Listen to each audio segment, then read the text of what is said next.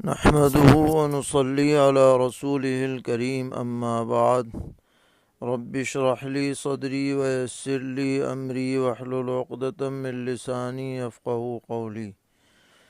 دینی رہنمائی کی مجلس نمبر 260 میں سبھی سامعین کی خدمت میں السلام علیکم ورحمۃ اللہ وبرکاتہ عرض ہے۔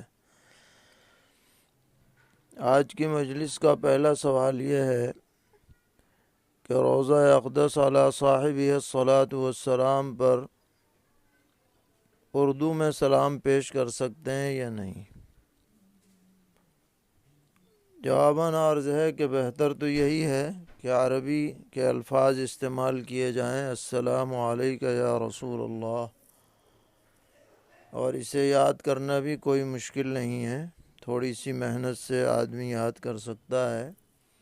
لیکن بالفرض اگر کسی کو عربی میں یہ کلمات یاد نہ ہوں تو وہ اپنی زبان میں بھی سلام پیش کر سکتا ہے، شرعاً اس کی بھی گنجائش ہے۔ دوسرا سوال یہ ہے کہ کیا روضہ اقدس علی صاحبہ الصلاۃ والسلام پر دوسروں کی طرف سے بھی سلام پیش کیا جا سکتا ہے کہ اللہ کے رسول آپ کو فلاں فلاں نے بھی سلام عرض کیا ہے؟ جواباً عرض ہے کہ جی ہاں، دوسروں کی طرف سے بھی سلام پیش کر سکتے ہیں، اور یہ امت کا متوارث عمل ہے جو شروع سے آج تک بلا نکیر جاری ہے۔ جو لوگ حج اور عمرے کو جاتے ہیں تو وہ بہت سے حضرات ان سے درخواست کرتے ہیں کہ ہماری طرف سے بھی حضور کی خدمت میں سلام عرض کیا جائے،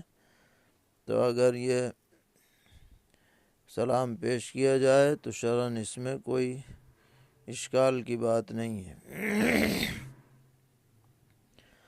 سوال کر رہے ہیں کہ ہم نے یہ سنا ہے کہ نبی اکرم صلی اللہ تعالی علیہ وسلم نے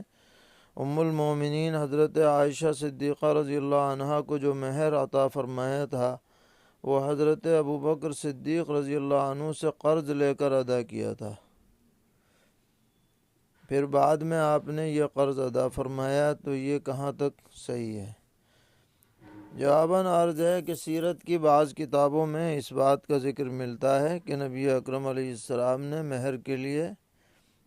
حضرت ابوبکر رضی اللہ عنہ کی پیشکش پر ان سے مہر کی رقم لی اور وہ حضرت عائشہ رضی اللہ عنہا کو ادا فرمائی، اور اس میں کوئی تعجب کی بات نہیں ہے، اس لیے کہ کسی ضرورت کے وقت اپنے مخلص ساتھی سے آدمی قرض لے تو اس کی ظاہر ہے کہ شرعاً اجازت ہے،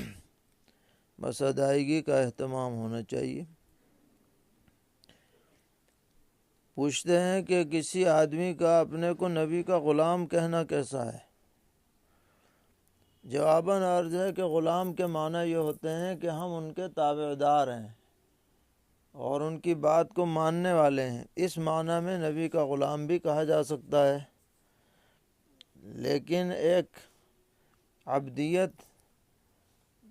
کہ آدمی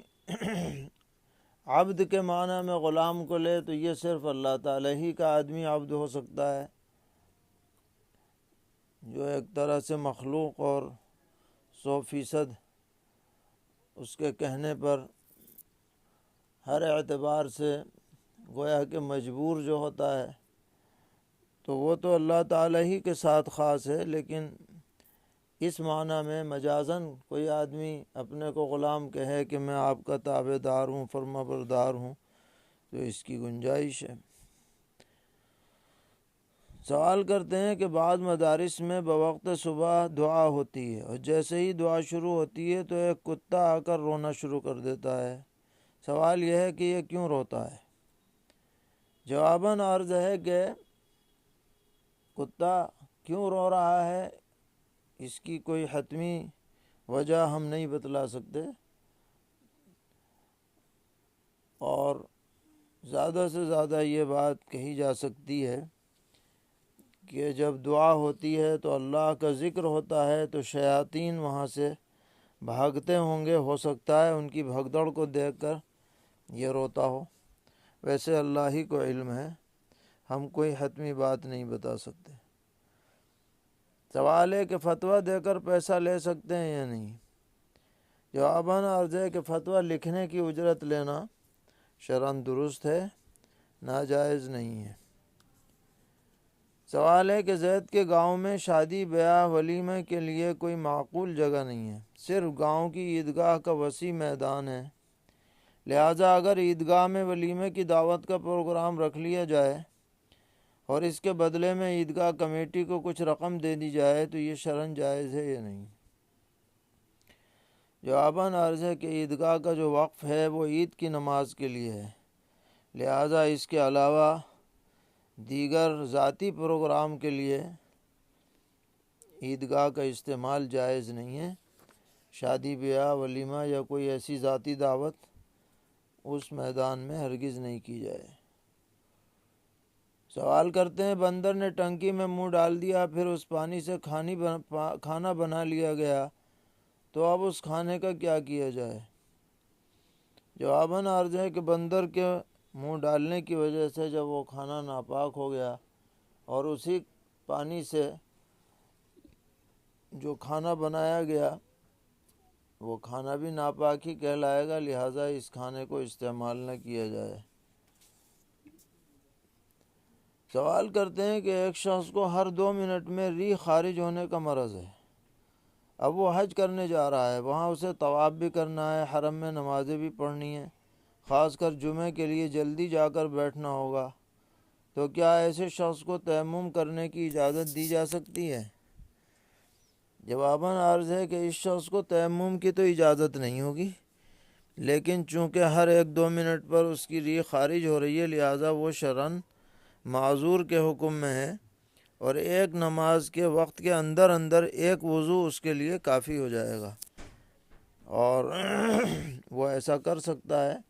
کہ ایک وقت کے لیے ایک وضو کر لے اور پھر اسی وضو سے طواف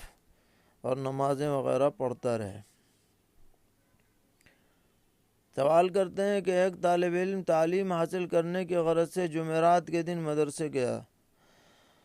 اب اس کا ارادہ یہ ہے کہ اگر اتوار کو چھٹی مل گئی تو وہ ووٹ ڈالنے گھر جائے گا، ورنہ آئندہ 30 دن کے بعد چھٹی ملے گی، تو ان 3 دنوں میں وہ مسافر شمار ہوگا یا مقیم؟ جواباً عرض ہے کہ اگر مسافت سفر پر ہے اس کا مدرسہ تو ان 3 دنوں میں وہ مسافر ہی شمار ہوگا اور مقیم نہیں کہلائے گا، کیونکہ اس کی نیت پکے طور پر 15 دن رہنے کی وہاں نہیں ہے۔ سوال کرتے ہیں کہ احرام کی حالت میں بیڑی سگریٹ اور تمباکو گٹکھا کھانا کیسا ہے؟ جواباً عرض ہے کہ بیڑی سگریٹ احرام غیر احرام کسی بھی حالت میں پسندیدہ نہیں ہے، اس عادت سے آدمی کو بچنا چاہیے، لیکن اگر احرام میں بیڑی سگریٹ پی لی تو اس سے کوئی جنایت لازم نہیں آتی۔ اسی طرح گٹکا اگر خوشبو وغیرہ سے خالی ہو تو اس سے بھی جنایت لازم نہیں آتی، ہاں اگر خوشبودار ہو تو حسب ضابطہ جنایت لازم ہوگی۔ بہرحال ایسی چیزوں سے بچنا چاہیے جس کی بدبو دوسروں کے لیے تکلیف دہ ہوتی ہے۔ سوال کرتے ہیں کہ ایک شخص نے میقات سے پہلے عمرے کے لیے احرام کی چادریں باندھ لی تھیں، لیکن ابھی تلبیہ نہیں پڑا تھا، اس سے قبل وہ شخص بیمار ہو گیا اور اس نے وہ چادریں اتار دیں، تو اس کے لیے کیا حکم ہے؟ اس پر عمرے کی قضا اور دم واجب ہوگا یا نہیں؟ جواباً عرض ہے کہ احرام باندھنے سے اگر آپ کی مراد صرف یہ ہے کہ اس نے صرف کپڑے پہنے تھے، ابھی نیت اور تلبیہ نہیں پڑا تھا، جیسا کہ سوال سے معلوم ہوتا ہے، تو محض چادر پہننے سے وہ احرام کی حالت میں شمار نہیں ہوگا، لہٰذا اگر وہ میقات سے پہلے ان چادروں کو اتار دے تو اس پر کوئی دم وغیرہ لازم نہیں ہے، البتہ جب میقات پر پہنچے گا تو وہاں سے احرام باندھنا اس پر لازم ہوگا، اور اگر اس نے احرام باندھ لیا تھا، نیت اور تلبیہ بھی پڑھ لیا تھا، اس کے بعد بیماری کی وجہ سے کھولا ہے، تو ایسی صورت میں دم لازم ہے اور ایک عمرہ بھی اس کے اوپر واجب ہوگا، اس کا مسائل تفصیل کے ساتھ علماء سے پوچھ لینے چاہیے۔ ایک اہم سوال ہے کہ ایک شخص حج قران کی نیت سے مکہ معظمہ پہنچ چکا اور اس نے قران کے ساتھ والا عمرہ بھی کر لیا، لیکن ابھی حج میں وقت باقی ہے، اس لیے وہ اس دوران طائف یا مدینہ منورہ وغیرہ جانا چاہتا ہے، تو کیا وہ اسی احرام کی حالت میں جا سکتا ہے؟ اور جب واپسی میں میقات سے گزرے گا تو قران والا احرام باقی رہے گا یا اسے نیا احرام باندھنا ہوگا، یا میقات سے باہر نکلتے ہی احرام ختم ہو جائے گا؟ اس بارے میں وضاحت کی ضرورت ہے۔ جواباً عرض ہے کہ حج قران والا عمرہ کرنے کے بعد احرام ہی کی حالت میں رہے گا، چاہے وہ میقات کے اندر رہے یا میقات سے باہر چلا جائے، اس کا احرام ختم نہیں ہو سکتا، اور جب وہ واپس آئے گا تو میقات سے گزرتے وقت نیا احرام نہیں باندھے گا۔ اگر اس نے نیا احرام باندھ لیا عمرے کا تو اس پر جنایت لازم ہو جائے گی، دم لازم ہو جائے گا۔ اس لیے اس کی احتیاط کی جائے کہ حج قران کا احرام باندھنے والا شخص حج سے پہلے حلال نہیں ہوگا، حج کے بعد ہی اس کا احرام ختم ہوگا، اور اس درمیان میں ایک عمرے کے علاوہ کوئی عمرہ بھی نہیں کرے گا۔ اگر اس نے عمرہ کر لیا تو پھر دم لازم ہوگا۔ سوال کرتے ہیں کہ میں ریاض میں رہتا ہوں، پچھلے سال 14 ذی الحجہ کو کفیل کو لینے کے لیے بغیر احرام کے مکہ معظمہ میں داخل ہوا تھا۔ میں نے اپنے کفیل سے بہت کہا تھا کہ میں بغیر احرام کے نہیں جانا چاہتا، ہمارے مسلک میں یہ جائز نہیں ہے۔ اس کے باوجود کفیل نے احرام باندھنے سے مجھے منع کر دیا تھا، پھر میں واپس ریاض آ گیا۔ اس کے بعد میں نے محرم کے مہینے میں باقاعدہ احرام باندھ کر میقات سے اور پھر جا کر عمرہ کر لیا، تو اب میرے اوپر کچھ واجب تو نہیں رہا؟ جواباً عرض ہے کہ آپ کو بلا احرام حدود حرم میں داخل نہیں ہونا چاہیے تھا، لیکن جب آپ داخل ہو گئے تو آپ پر ایک دم اور ایک عمرہ واجب ہو گیا تھا۔ اب جب آپ نے بعد میں محرم کے مہینے میں عمرہ کر لیا اور پھر میقات سے احرام بھی باندھ لیا تو آپ کا عمرہ بھی صحیح ہو گیا، اور جو دم واجب ہو گیا تھا وہ ساقط بھی ہو گیا۔ سوال کرتے ہیں کہ لوگوں کو اپنے کھاتے سے پیسہ نکالنے کے لیے بینک جانا پڑتا ہے اور لائن میں کھڑا بھی رہنا پڑتا ہے، کبھی اس میں کافی وقت لگ جاتا ہے۔ اب ایک آدمی آن لائن کام کرتا ہے، وہ لوگوں کو اپنے پاس سے کیش پیسہ دیتا ہے اور ان کے کھاتے سے اپنے کھاتے میں پیسے ٹرانسفر کروا دیتا ہے، اور اس طرح ٹرانزیکشن میں وہ دکاندار 1000 روپے پر 10 روپے چارج لیتا ہے، تو یہ عمل کیسا ہے؟ جواباً عرض ہے کہ اپنی محنت کے بدلے میں وہ پیسے لے سکتا ہے، اس کی شرعاً گنجائش ہے، یہ اس کی محنت کا عوض سمجھا جائے گا، پیسے کے بدلے میں پیسہ نہیں ہوگا۔ سوال کرتے ہیں کہ اگر کسی فقیر نے قربانی کے لیے کوئی جانور خرید کر پالا تھا، پھر اس کے اوپر حالات آ گئے اور اس کی عزت خطرے میں ہے کہ اگر بکرا بیچ کر پیسے قرض دینے والے کو ادا نہیں کیے تو گھر بھی بیچنا پڑ سکتا ہے اور پولیس کیس کی بھی نوبت آ سکتی ہے، تو کیا وہ اس قربانی کے جانور کو بیچ کر اپنے اوپر واجب قرض کی رقم ادا کر سکتا ہے یا نہیں؟ جواباً عرض ہے کہ ایسی تنگی کی حالت میں وہ فقیر شخص اپنا قربانی کا جانور فروخت کر کے اس کے پیسے سے قرض ادا کر سکتا ہے، اور اس کی وجہ یہ ہے کہ کوئی فقیر شخص اگر قربانی کی نیت سے جانور خریدے اور ابھی قربانی کے ایام نہ آئے ہوں، مثلاً ذی الحجہ سے پہلے ہی اس نے خرید لیا، تو اس کے اوپر یہ جانور کی قربانی واجب ہے یا نہیں، اس بارے میں فتاویٰ دونوں طرح کے ہیں۔ بعض حضرات کہتے ہیں کہ واجب ہے، احتیاط کا قول یہی ہے، اور دوسرا قول یہ ہے کہ واجب جب ہوگا جب کہ ایام قربانی میں خریدا جائے، تو ایسی صورت میں جب اس کے سامنے مشکل کھڑی ہو گئی ہے تو یہ دوسرا قول وہ اختیار کر لے تو اس کے لیے بیچنا درست رہے گا، اور اس بارے میں بھی فقہی جزیات میں وضاحت ملتی ہے۔ پوچھتے ہیں 3 بھائیوں نے مشترک طور پر ایک زمین خریدنے کا معاملہ کیا، جس میں ہر ایک بھائی کے پیسوں کی مقدار الگ الگ تھی، لیکن زمین کے رجسٹریشن کے بعد 2 بھائی موجود تھے، تیسرے بھائی موجود نہیں تھے، مگر ان کی طرف سے ایک گواہ موجود تھا، اس بات پر کہ بعد میں ان کا نام بھی اس میں شامل کر لیں گے اور ان کو بھی اس کا حصہ ملے گا۔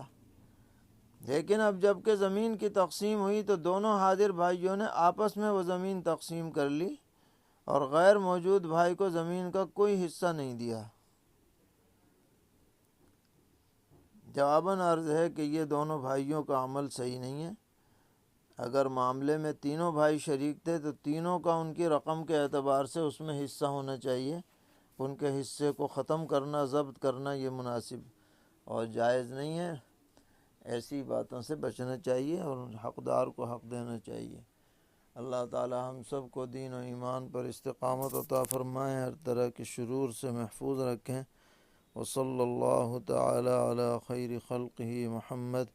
وعلی آلہ واصحابہ وذریاتہ اجمعین۔